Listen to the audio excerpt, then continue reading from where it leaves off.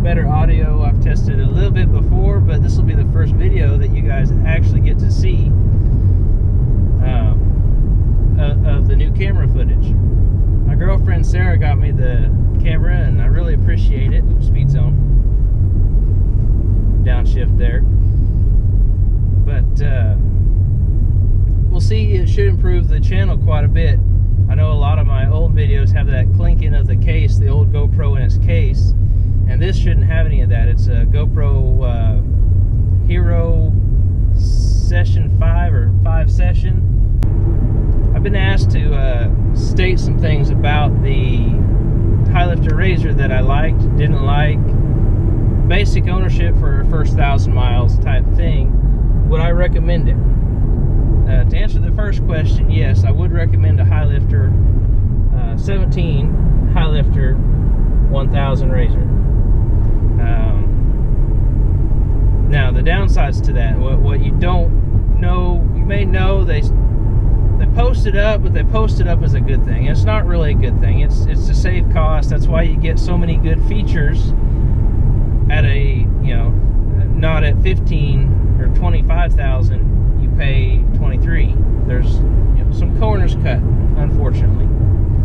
Some of the down things is they no longer put dielectric compound in all the joints, if they ever did. I haven't seen one that did have it, so maybe that was just a rumor on the internet. The shocks are my worst gripe ever, because you can't just go fix those for a few $100s. You have to buy a set of shocks, $2,000 or more, or you're stuck with the single stage shocks that come on the Highlifter.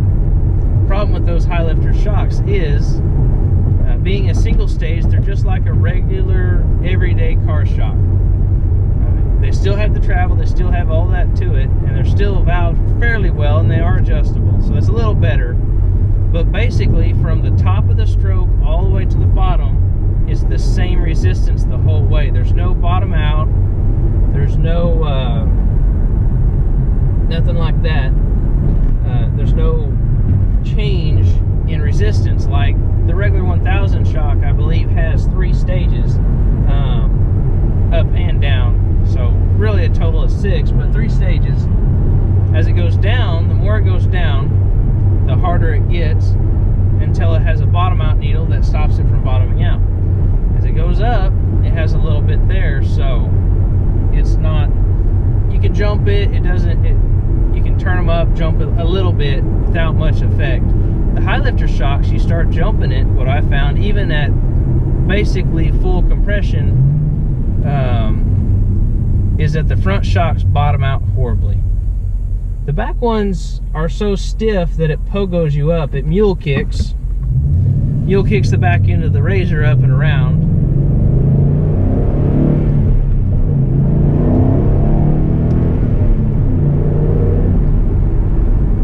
It's hard to resist. I mean, hell, you're in traffic. It ain't bad. We're getting out of town, so. But it mule kicks as you jump a jump, unless you're just at full throttle, and then of course you risk landing, since you're not jumping very high, you risk landing with the gas down, which breaks axles. That's how you break an axle. So that's a downside. Highlifter RZR, even the 17 model, comes with the 2014 clutch cover, which is the old style. And anything more than rock crawling, and even rock crawling, basically your belt will overheat. It will cause problems, and you'll blow a belt. That's just part of it. I expected that when I went in. I knew it. I also expected the snorkels on it to cause more resistance, and therefore have more of an issue to it. And knew that going in. Saved a little money back when I bought it. It wasn't a week later I bought the Alba Racing fan clutch kit. It comes with the temperature gauge, comes with the temperature gauge, the sensor, and then it comes with the fan that's activated by the gauge. So that makes it real nice. I may be yelling at the camera. I hope I'm not. That'd be horrible. But anyway, that I had to get. The first time out on the sand, I burned the belt up. There's a Mustang there.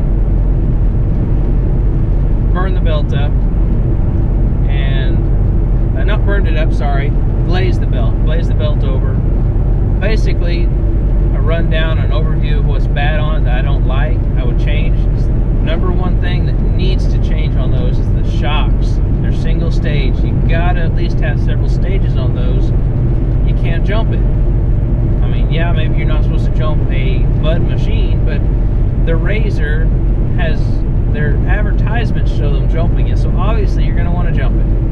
At some point, you're going to want to jump your RZR, or at least I do. I want to jump my RZR a little bit. I don't want to jump, I don't want to do none of those dune jumps. I don't want to do any of that. I just want to jump the RZR 2 or 3 feet, land, and it be okay. It's not okay. We're hitting the rubber bump stops, even at full compression resistance, full hard on the settings on the shock. So that's not okay. But so that being said, I do enjoy my machine, and I would recommend it for somebody that wants a rock crawling machine that's not willing to buy the gold edition because it is gold.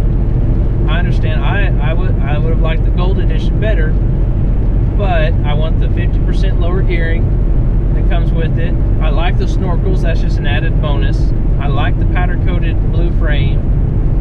What else that's on there? I like the bumper and winch. That's awesome. It holds it out there where you can get right to it. I've used it for several things. I've used it on the farm. I've used it on the trail. I've used it everywhere I've done it. The lower gears I've used multiple times. I'm going to post up a video here shortly. I may even add a clip of it of pulling a log. I've pulled several things with the Highlifter RZR. I've used it with implements in low range, pull drags to level the yard out.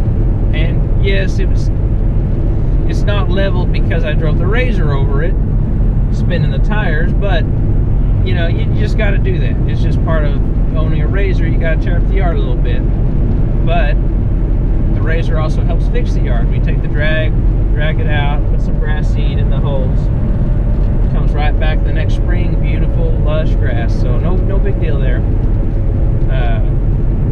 If you wanted to use a plow on a RZR, they sell plows. I'd probably go ahead, you could use that and have a plow for it. The 55% lower gears really does help. I think if you match the clutching to the fact it has lower gears, which they really didn't, stock clutching is just not good anyway, but this Highlifter clutching is especially bad. But the 55% lower gears does help significantly overall. Now you do notice at high speeds, high range, there's a gear whine. If you'll look at my machine, some of the videos I've posted driving at high speeds, you'll see that you'll hear, and this camera will probably do a lot better when I get some video with it, but you'll hear a gear whine, almost like a supercharger whine, as I'm driving along in four-wheel drive, all-wheel drive, and giving her hell. Overall, after the modifications I've done to it, and I'm going to do to it, I need to do a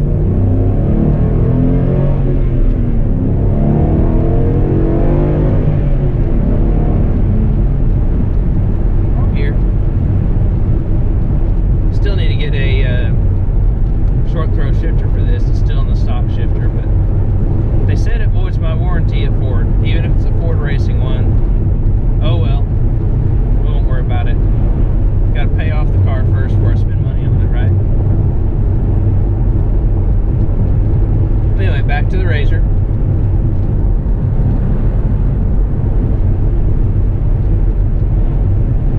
That was a girl driving that truck.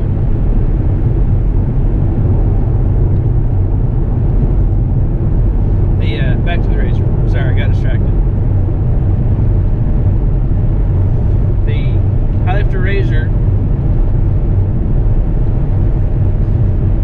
the pros of the Highlifter RZR is you get the lower gearing. That's the biggest thing that you get.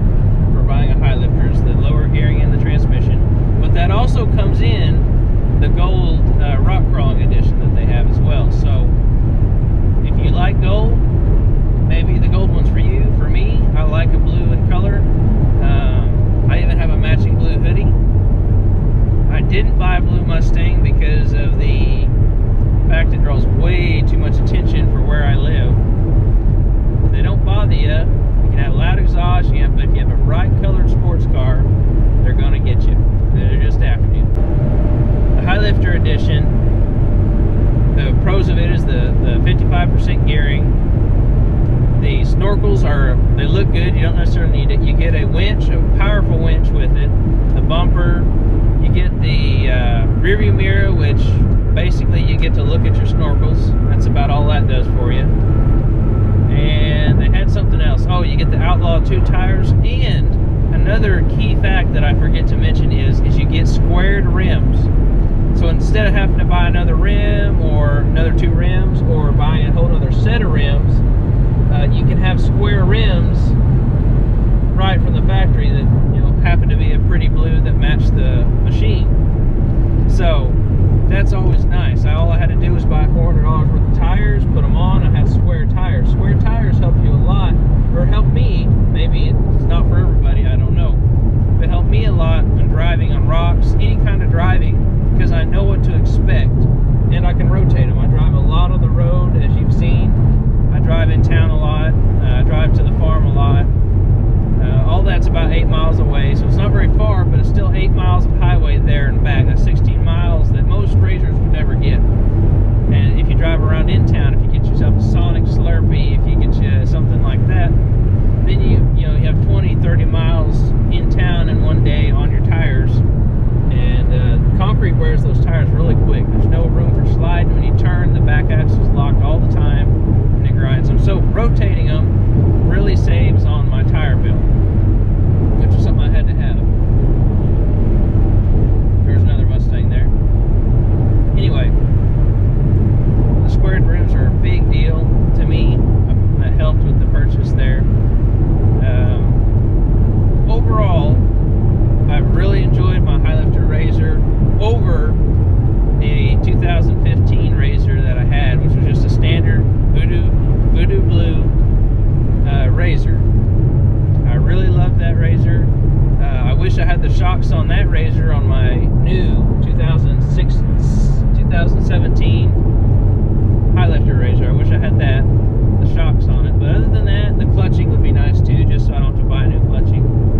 But other than that, the issues I've talked, I really enjoyed the machine. It's been a good machine. The 55% low range has really helped my trail riding and enjoyment. You know, I don't slip the belt as much. The Alba Racing gauge, sensor, and fan kit is about $300 or so, and it just eliminates any belt problems you would have within common sense and reason. So, other than that, like I said, I've really enjoyed the RZR. Lots of fun. Have 900 miles on it now, and it's been a good machine to me, and I haven't had any other issues besides the ones I've posted, or besides the ones I'm telling you about now, previously told you about. So, if I have anything else, I'll tell you about it.